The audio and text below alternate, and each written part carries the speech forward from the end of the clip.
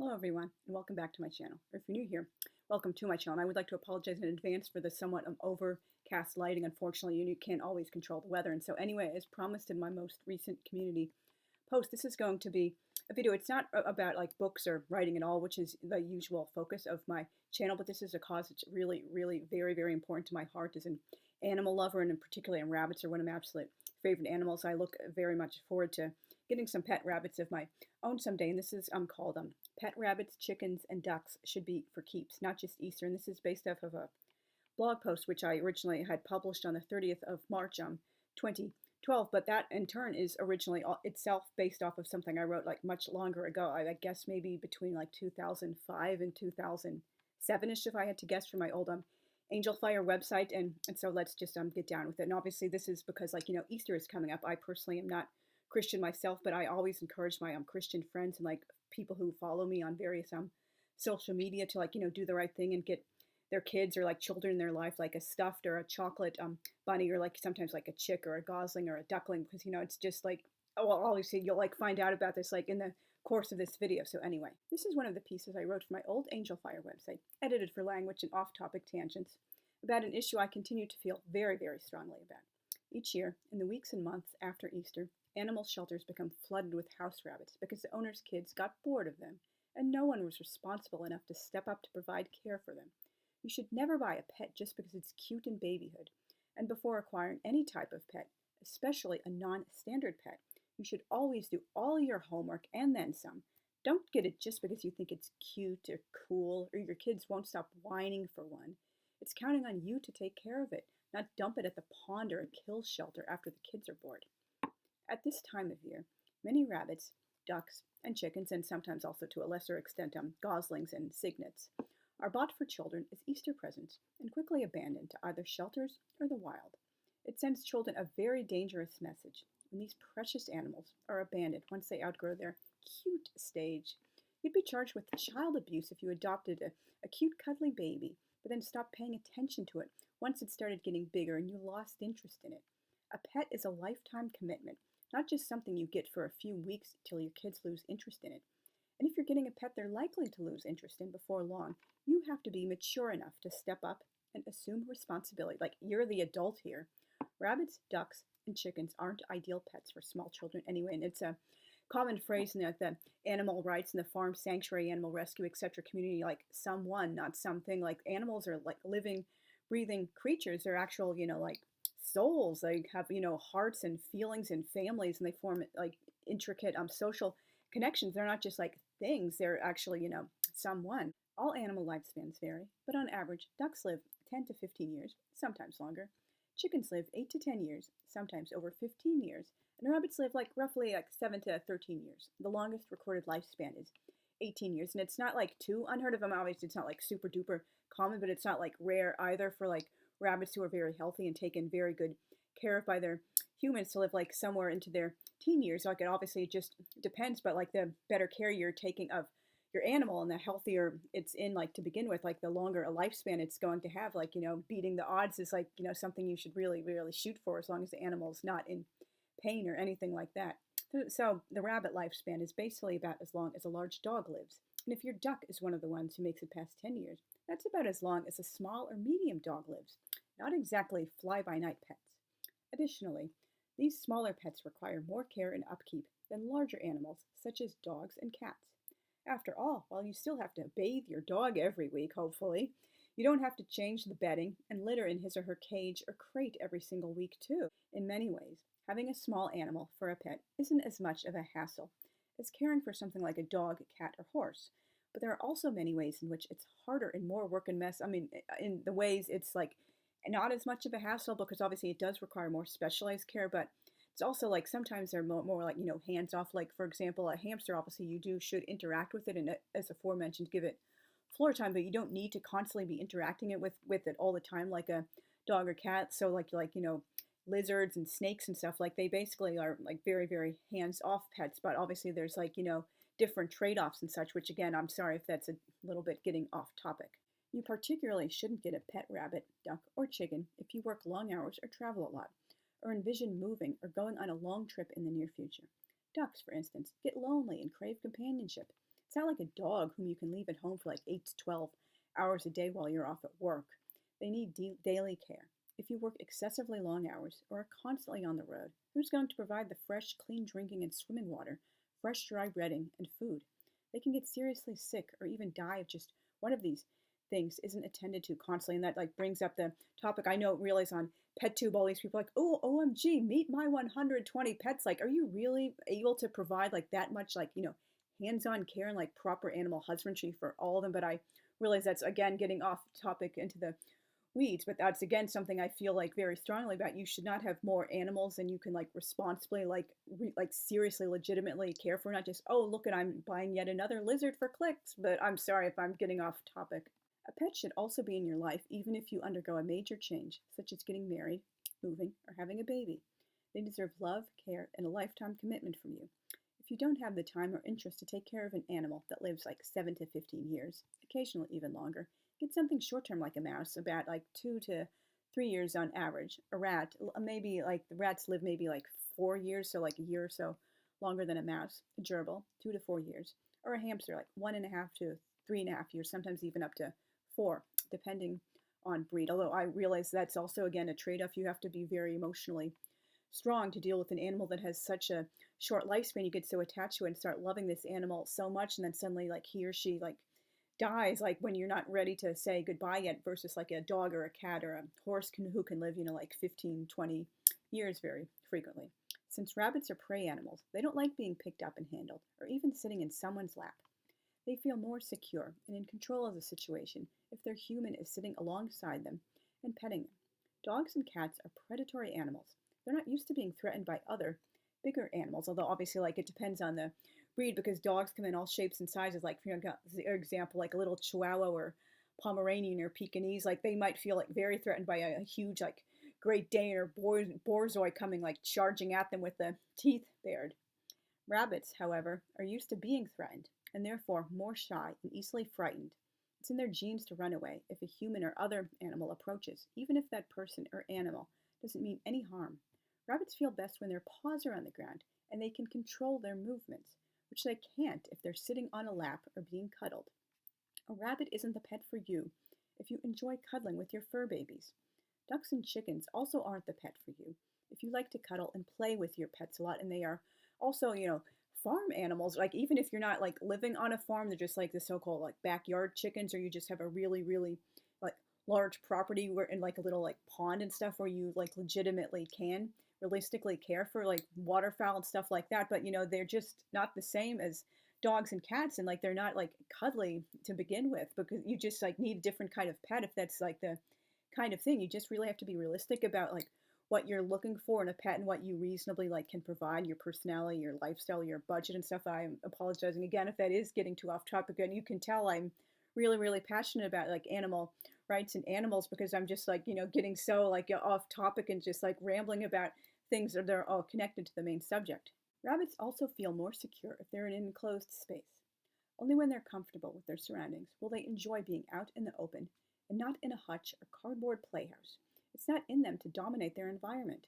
Unlike most dogs and cats, rabbits don't like a lot of physical play, to say nothing of roughhousing.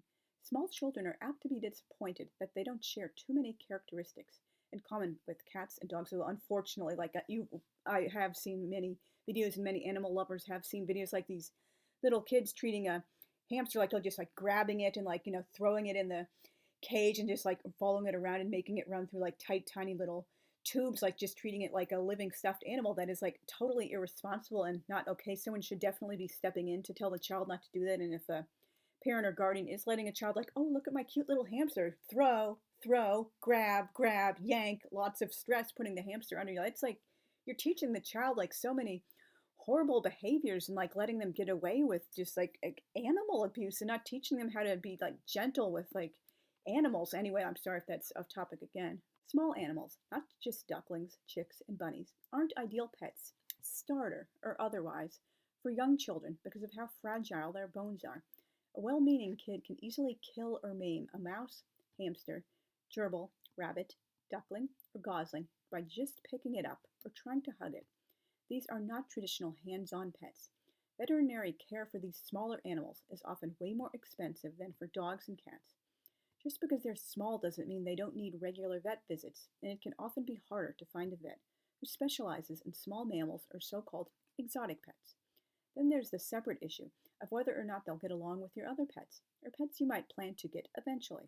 Again, these are traditional prey animals, and even the best trained dog or cat can end up killing, maiming, or eating a duck, rabbit, or chicken, and not necessarily they were intending to do it, but just their natural instincts sometimes you can't help kicking in, particularly when they're like with a traditional prey and predator relationship. You like can't breed everything out of them, even if they're like domestic species. Feral cats only kill because they have to, and they kill their prey right away. Domesticated cats don't have to hunt and are notorious for torturing their prey before finally killing it. In particular, they're known to do horrible things to innocent baby bunnies. Although if they're raised under the same roof, most dogs and cats will get along with rabbits, so long as they're watched closely when they're together, particularly when they're first introduced. Oh, and it also does depend. There are some giant rabbit breeds like the Flemish giant and the Bavarian and the checkered giant. Some of them can be like as big as some dog breeds are when they're fully grown. So like it just also again like depends on the size differential between the dog and the cat and the rabbit and the personality and all sorts of other like related things like that. Of course, one doesn't need to be an expert on rabbits or birds to know that it's never a good idea to put them under the same roof as a snake. These animals are the natural prey of snakes. Sure, a kit, a baby bunny, chick, or duckling looks adorable when it's tiny, but the cuteness factor begins to fade eventually, particularly for farm animals. Ducks stop being cute and fuzzy after 2 weeks, and by the second or third week, they've already outgrown their cage and have begun to sprout feathers. They're fully grown by the time they're a month old. This is the point when most domesticated ducks are released into the wild by rivers and lakes and ponds, or disposed of in even crueler ways. This drastically reduces their chances of survival, particularly after they've imprinted on their humans and come to see them as their parents. Domesticated ducks cannot survive without human help and assistance, and over the hundreds of years they've been bred to be domestic instead of wild, they've lost the ability to fly. It was like deliberately bred out of them. They need humans to protect them, shelter them, feed them, water them, bathe them, groom them, medicate them, and love them. Contrary to popular belief, it's not good to feed a duck bread and crackers, just like it's not good to feed a rabbit sugar, table scraps, vegetables, or anything with meat in it. Ducks are vegetarians and need to eat grains, corn, and greens, along with proteins such as water bugs. And worms. I realize that kind of contradicted what I just said. They're not technically vegetarians if they're eating like insects, but they're the primary like source of their food is like herbivorous.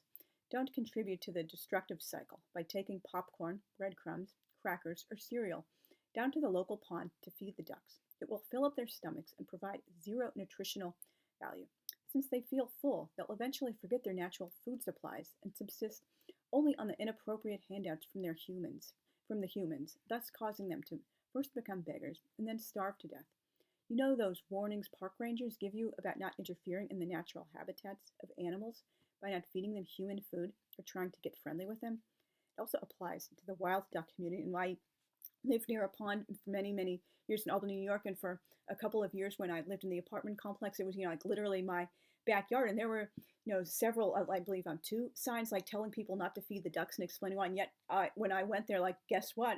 Parents and children like feeding the ducks, like they didn't even see the signs, like just doing their own thing. That just made me so angry just to see these people just like ignoring it or like not even like looking for it or paying attention. And again, speaking of the pond, like I had a couple of my videos when I was starting to make content again back in 2021. There's from a goose family by the pond I made friends with. They started out with, I believe, 7 or maybe they were like 6 goslings. Unfortunately, sadly, they eventually went down to just 4 goslings, and it was like so fun watching them grow up. But they outgrew their cute stage really quickly. Like they were like just the cute little like yellow like tiny little things, and then like a couple of weeks later they're getting bigger and bigger, and they're like gradually losing more and more of their fuzz until like in like the very end of their babyhood, like I had to look very carefully. Just it was basically like the size by that point because it was like almost completely like grown adult feathers. So like they basically went from like like baby goslings to full like grown adults or almost full grown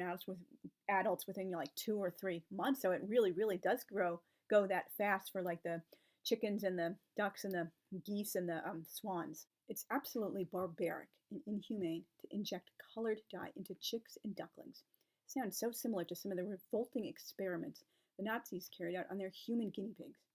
Any parent who would buy such altered baby animals from a pet store, which anyone who cares about animal welfare knows is a horrible place to buy a pet anyway, or even worse, from a carnival to put in an Easter basket, is only contributing to this problem. And I realize some people, they just genuinely don't know better, particularly if they're not already like actively involved in the animal welfare, animal rights, farm sanctuary, whatever community. But it's just, again, like, why aren't you doing all of your homework? You don't have to be like a hardcore, like, gung-ho member of like the animal welfare like community and such like that. You just have to do some basic homework to know this stuff. Like, why aren't you doing that before you buy any pet, even just a basic common one like a dog or a cat? Gum, lip gloss, a trashy tabloid, or a chocolate bar is an impulse buy, not a living, breathing creature. And why would you purchase an animal with such a long lifespan, relatively speaking, without doing some serious research on its care and upkeep? Animal shelters become flooded with these outcasts several weeks after Easter. These poor little abandoned, ignored bunnies, chickens, ducks, and geese, and sometimes cygnets. Many of them end up being euthanized, and those who are released into the wild will be killed before long because they're not genetically wired to survive without human assistance. And sometimes, if they're lucky, like good like animal rescue agencies, like for example Hope for Paws out in the Los Angeles area, which I really would I'm hoping to donate money to someday, and maybe someday I can even like go out and visit them if I'm ever in that part of the US. Are just doing such good work, and they do find these animals and rescue them, but unfortunately that's just not the case for many like rabbits and waterfowl like released into the wild after Easter. And if you're interested, I'm not sure if this is like changed yet, but it seems like it would still be the same. Rabbits are the third most represented animal at the majority of animal shelters, like particularly because of all these like clowns dumping them in the weeks and months after Easter because, oh, my child got bored of it, or I couldn't like still keep taking care of it, or just not cute anymore. So like, you wouldn't do that with a child you adopted. Why would you do that with an animal? It's like someone, not something. It also screws up the environment by releasing domesticated versions of these animals. You should only bring a wild animal into your home as a last resort. Hence the term accidental pets, like for example like raccoons and skunks and deers and such, because they're almost always better off in their natural habitat.